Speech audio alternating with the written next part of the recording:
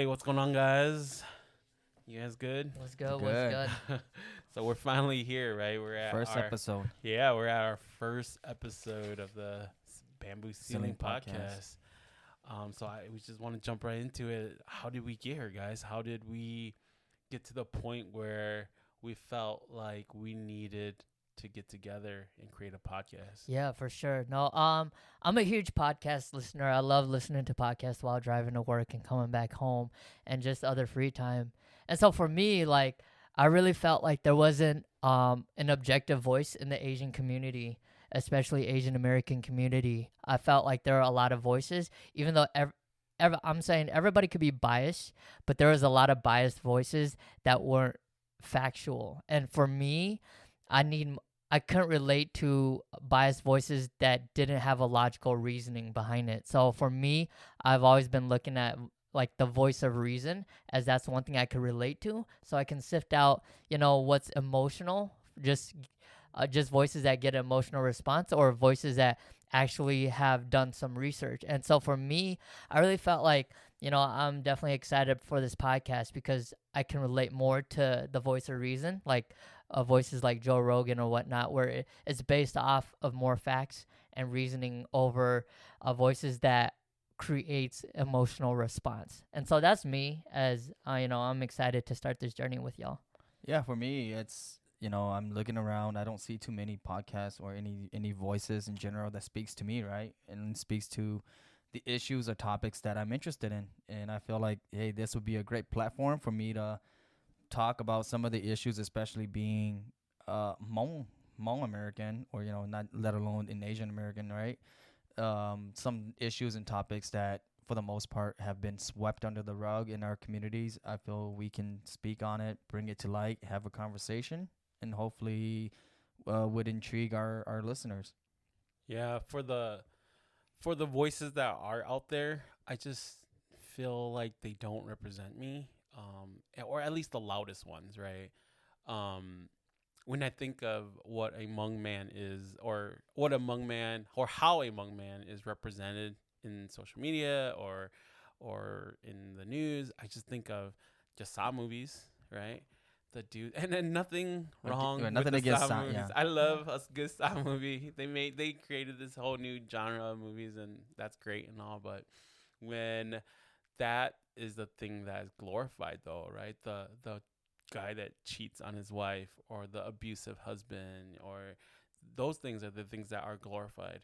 And then you see in the news, how Hmong men are represented, right? They are the abusive husband, or the one that is in the domestic violence, and then they end up being the jealous husband who ends up murdering his wife. And not only does he murder his wife, Kills but himself he too. kills himself too. Murder suicide, right? And so that's just crazy. And I just feel like, yeah, we need a different voice, and that's kind of why we're all here, right? How about the name? How did we come up with this bamboo ceiling name for the podcast? So the whole idea behind the bamboo ceiling is a play off the glass ceiling. And for those that don't know, the glass ceiling is literally has become a a term that's been coined for having that ceiling above your head. With that being said, people always say, "Hey, the sky has no ceiling, or the sky has no limits," right? But with the glass over you, you can see the sky, but yet you can't break through, right? Mm. It's an invisible ceiling. And being Asian American, I just feel like this bamboo ceiling has been placed above our head. And coincidentally, as we thought of this name, Gu had been reading this book called The Bamboo Ceiling. And if Gu, you can talk a little bit more about that book. Yeah, for sure. Was written by this Korean American woman. Her name is Jane Hyun. I think I said it right. But she is talking about how you, as an Asian American, navigate the corporate world in America. As Asian professionals, she has seen that there is disadvantages from their value system that leads them to frustration and not a lot of promotion in the American corporate world. And so for her, she was very passionate about how do I, train corporate, organizations and Asian Americans that may have some disadvantages in the workforce. And for her, she breaks it down as predominantly Asians, come from a Confucian value system. And so the Confucian value system, there's a lot of things that Asians hold on to, and it doesn't work well as we navigate this corporate world in America. Yeah. What are some of those things, right? What are some of those Confucius values? right? Yeah. One for sure I know is being modest and not a lot of self promotion. The reason why is we don't want to draw attention to ourselves. We respect the atmosphere as a whole. We want the crowd to have that peace or nothing to stand out, because we respect inner peace within ourselves. I was reading her list. One of them was the fact that we tend to put other people's needs in front of ours, right? And I think that makes us look weak too, right? It makes us look weak. So I was just like, dang, Submissive. Submissive, timid almost, Yeah, one of the ones that struck a chord with me is the whole like respecting your elders, not speaking out of turn, being more modest, and in this world that we live in, those are characteristics or values that don't really benefit us. Yeah, and I think when you're saying like respecting our elders, sometimes it's hard for us growing up in the system where we need to understand to differentiate, that our elders aren't authority, and we tend to combine that, and in the workforce that could definitely be a disadvantage, because we may be looked at as not bold enough or assertive enough to challenge, but just submit, and whatever they say goes. Right. It makes us look more like followers instead of leaders, right? Yeah. And not only what we're displaying verbally, right? It's like in your body language, absolutely, right? Like, I think I remember one of my issues is like, would she keep I can't keep eye contact, right? Because like, especially with people that are I feel not superior, but in authority over me, because we're taught to value these elders. I was gonna call them OGs, but these elders, and it affects our body language too, right? We don't want to ever feel like we're at the same level as they are, so we don't look straight at them in their eyes. And then, how in the American culture, if you don't know how to have good eye contact, you're looked at as like someone that is not honest, or someone that they can't trust, right? But yeah, it makes so much sense, because I just remember coming from a manager background. I was manager for like 16 years at a company, and just feeling overlooked, right? Never just feeling overlooked, underappreciated. Yeah, I just remember getting flown out. Like there's a time period of 3 years where I got flown out, and I trained other managers. And so in these 3 years, these managers that I've been training are getting promoted, right? And they're being district managers, and I'm sitting here taking time away from my family, taking time away from my store, right? Because my store is where I'm at. And these managers are getting promoted. So I was like, dang, like, what was up with that? And so I finally mustered up enough courage to resign, right? Because I was like, okay, I'm done with this. And even with that, I didn't even resign properly. Yeah. I wrote up the email, and then I was gonna hit enter. I was like, nah, I'm not gonna do it. And then I hit enter on accident, and so I sent it off, right? And that day, my managers, like at the end of the day, they finally came to my store, and they had a little sit down with me, and basically trying to walk me off the cliff. And one of the reasonings for never promoting me, because I was expressing how all these other managers with similar numbers and experience are getting promoted, and I'm not. And they said, hey, well, you didn't pass the asshole test. And I was like, asshole test? Dang, that's messed up, right? And to me, I was like, you're right. I'm not an asshole, right? So screw you guys. I'm never gonna be an asshole. So I can't ever get promoted. I can't ever be in this I'm not the guy you're looking yeah, for. I'm not right? the guy you're looking for, Mhm. right? So screw you guys. I quit.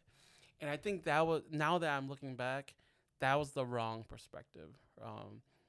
I came in, and the reason why I was so offended when they said asshole is because I thought what they were saying was you're not, you can't be a jerk, and that's not what they were trying to say, right? They were trying to say, I don't think, from what I've seen from you, I don't think that you are assertive enough and that you have enough balls, right, to make Right. the hard decisions, right, to hold your employees accountable. And but the problem is, this whole time I had been, right? You can't be a manager of a store for 16 years and not make the right decisions and hold these. And your employees, they kind of hate you anyways because you're the boss. Well, they hate you because you had to make the tough decisions, right? And so the problem was that I thought that I could just work hard and one day they'll see me and then they'll just promote me, right? And that's not it, right? Yeah, working hard only gets you so far. The key is that you have to be able to market yourself, right? You have to be able to show them what you've done, even though you're doing all the right things, but you have to show them. They have to see it. And to me, there was always that one dude that was like, "Hey, look at me, right? Look at what I can do. Look at what I did." And to me, I was always like, "Dang, that guy is a freaking douchebag," and I don't ever want to be that guy. And but that guy got promoted, right? And so hard work only gets you so far. It's all encompassing. You have to be able to market yourself.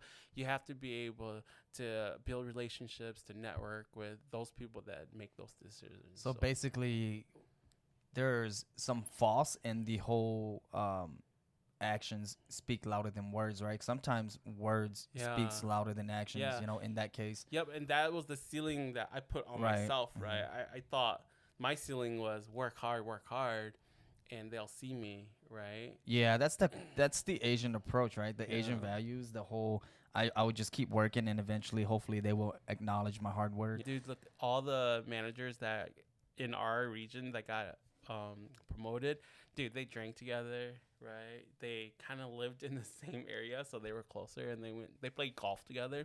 I hated golf. I can't golf. You Like, disc golf. Yeah, disc golf, right? You know, that brings up a really interesting story, right? So I've been following Nate Diaz, the UFC fighter, for a long time, and up until recently, he never got his due diligence, right? His due respect and his praise. Although he does have a great following, and he actually acknowledged in one of the interviews, he goes, "Hey, I played the game wrong." He had the same mentality that we had. He goes, "Yeah, man, when you know, he felt like they promoted Conor McGregor a lot more than they did him." But in this interview, he actually said, "You know what? I played the game wrong. You know, when I first came out and I was making a name for myself, Dana White, the president of the UFC operations, basically invited him out to play poker with him at the casinos and was really wanted to promote this kid." And he goes, "Man, poker, I don't play poker. Man, I'm not going out with Dana." So he didn't utilize that whole all the advantages that were all the situations that were given to him, right, from Dana, and they were actually trying to make him bigger than what he really is. But yet he didn't want to do the whole social thing. He didn't want to hang out with the boss. He didn't want to drink with the boss. He didn't want to play poker with the boss, and that led to his fall. So you're saying for us as the Asian community, we have to be a little bit more Conor McGregor. Yes, absolutely. Yes, you know, you have to be more vocal. Look at him. He's such a great talker. He talked his way into into $1 million fights, right? Yeah. When we already drank. Right. So why not do it with the boss, right? Right. It was weird. Like, Can't speak for myself there, but well, maybe that's your problem. Right? no, I think for me, like my experience with the bamboo ceiling started from second grade, and in second grade, it was a very this moment stuck to me for the rest of my life. And what happened in second grade was my second grade teacher brought me over to hindsight looking back at it, it's an ESL class. All the kids like look like me. their Hmong, and this was in Pinedale, the infamous Pinedale Elementary, famous Pinedale neighborhood in Fresno, What California. was the mascot? It's an eagle, I think. Was it Pinedale Eagles. Eagles? Yeah. And so, the teacher brought me out to they had these trailer, outside the school, and that was our class was inside a trailer. And I didn't understand the reason why I got shifted, or my class shifted, and to this ESL class, because I felt adequate enough and I was up to par academically with, my peers in my normal class. And so I knew something was off, something was wrong. And the whole time I wasn't using my voice, but I was, showing my ESL teacher, my work or my worksheet, letting them know that I was adequate enough to go back into the normal kids class. And for some reason that stuck with me, because I eventually they eventually put me back in the normal kids class, and I didn't have ESL all day. But in that made me realize that I was looked at differently from other people, and that there was a ceiling above me that I had to deconstruct growing up. But that was a pivotal moment in my life as a young kid to understand that because I look a certain way, people respond to me and cater to me in a certain way, even though that's not my real identity. Because I was a brainy kid, but it was just because I looked a part that I was supposed to be with the ESL kids. Yeah, you know what? Now that you brought that up, and I remember I had a similar story, but this was actually in the middle school. So when I was like in 7th grade, I had to just so in Tracy, you go from elementary school, which is a K to 6, to junior senior high, which is 7 to 12. So I remember immediately they threw me in ESL, right? And so what happens is when you first go to that class, the teacher will give you a test, and where she kind of determines if you belong in that class or not. And I just kind of aced the test, and she goes, "Hey, you're not even supposed to be in this class. Why did they even assign you to me?" And so immediately she just took me out of the class, and I never went back to that class. Dude, I was the lazy smart kid, right? So you were smart, but just didn't do the work. No, I did the work, but then like when we were in elementary, they didn't have a test to test out at ESL. I see. They just put you in there. If your parents were not from here, and then they just put you in Yeah. there. And so, but all my friends were in there with me, so we're like, screw Cool, this. yeah, We it's get fun, out man. of class. Right. We don't have to be in class. We get to hang out. And most of the time, you're in there. I feel like they were at least at that time, they were looking for numbers because Yeah. I'm assuming these ESL teachers, they need numbers to And be able to I think have the their school, program. I think the program gets funded Yeah. by numbers too, right? It's a Mhm. numbers The game. diversity. So here I am thinking, man, these people need me. So I'm Right. we're together. We're just gonna hang. So like, we're just hanging, and Right. and so I kind of put that ceiling on myself, right? Like being in the Unknowingly, yeah. yeah. And then we never got. I didn't get kicked out ESL until like about 5th grade, right? And they can't. I remember they always have a sit-in, right? Someone who sits in to see what the teachers are teaching us, and then they're like, these kids speak perfect English, what are you guys doing, right? Yeah. And so who knows, maybe that teacher got fired or lost all their numbers, but we all got kicked out ESL. So I was like, dang, That's it. good. Yeah. Good. So my experience with like the bamboo ceiling, or what some might call discrimination, is basically I didn't even realize that there was such a thing as a ceiling, right? In general. So up until my 30s, I didn't even realize that I had set or placed the ceiling above my head, and or also other people have also placed the ceiling above my head. Growing up, you as a Hmong kid, you didn't see anyone that looked like you in a position of power.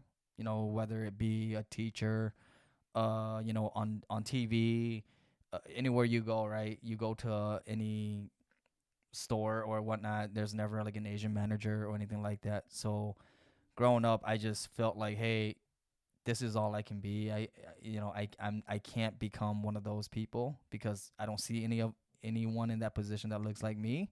So I've placed the ceiling above my head, and in retrospect, looking back, that the same perspective is the reason why a lot of people who are in power, who are not the minority doesn't see us in that same light because they're just not accustomed to seeing Asians in power or in management or leadership roles.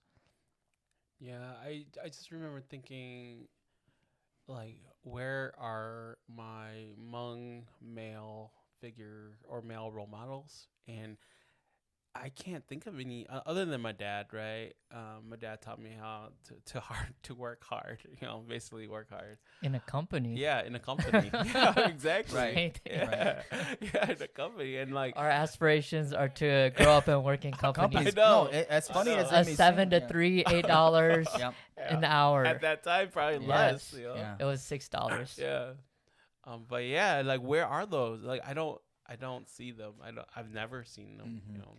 Yeah, and I do believe it's pivotal for this time. There needs to be a culture shift for sure. In our community, we have been in a place where this Confucian value system upbringing has been given us a disadvantage navigating this dual culture reality we live in because we have to navigate our Hmong culture and the American culture in that regards. And so I do believe that there's a shift and we need to start using our voices.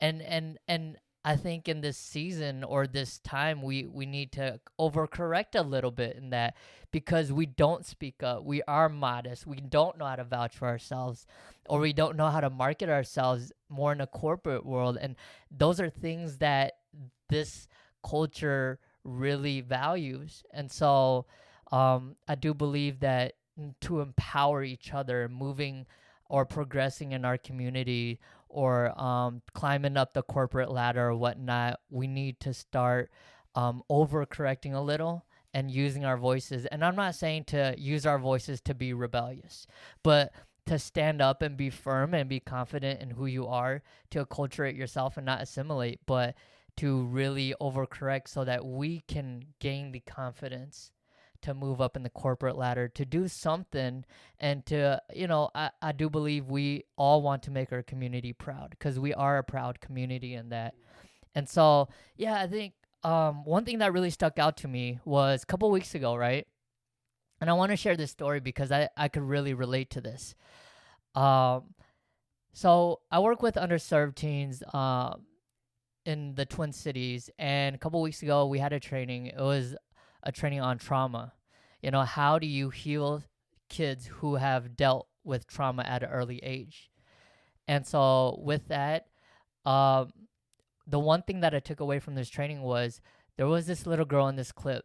And in, this clip, this girl was crying and the youth workers couldn't get her to stop crying. And then the teacher came over and pulled her to the side and tried to have her sit up and asked her, "Why are you crying?"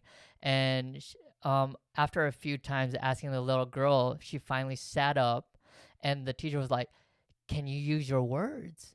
Can you use your words to tell me what you want? Why are you so frustrated? What's making you cry? Whatnot?"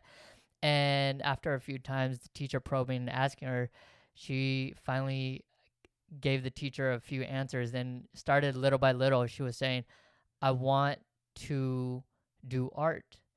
And the teacher then, continued probing and asking her, "Well, what kind of colors would you like with your artwork?" And then the girl's demeanor started changing, and she started cooperating with the teacher, and she sat up and she stopped crying, and then and in that moment, I really felt like it related to me very well in that sense of, hey, I need to start, when I'm frustrated at things, I need to start using my words.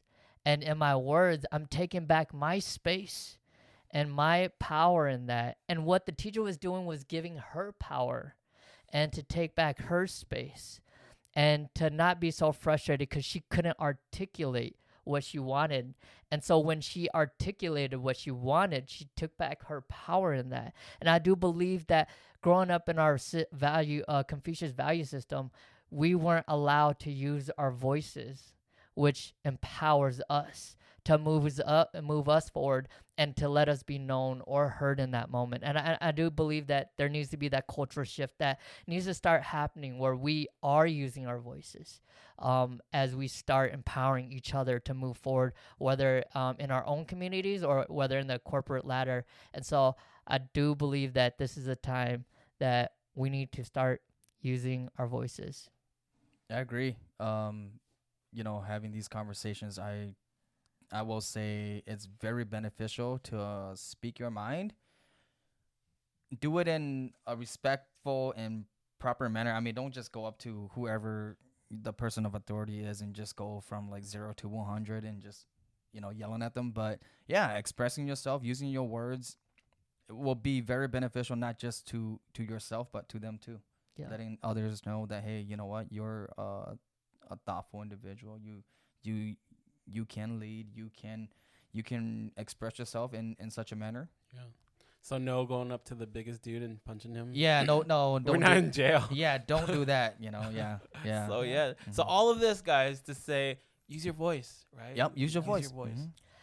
What we want to know with you guys is, hey, if there's been any experience where you've experienced the bamboo ceiling over yourself, growing up, we'd love to hear about it. If there's anything that you'd love to share, we'd love for you guys to comment, share with us, because we'd love to connect with you guys moving forward as we use our voice.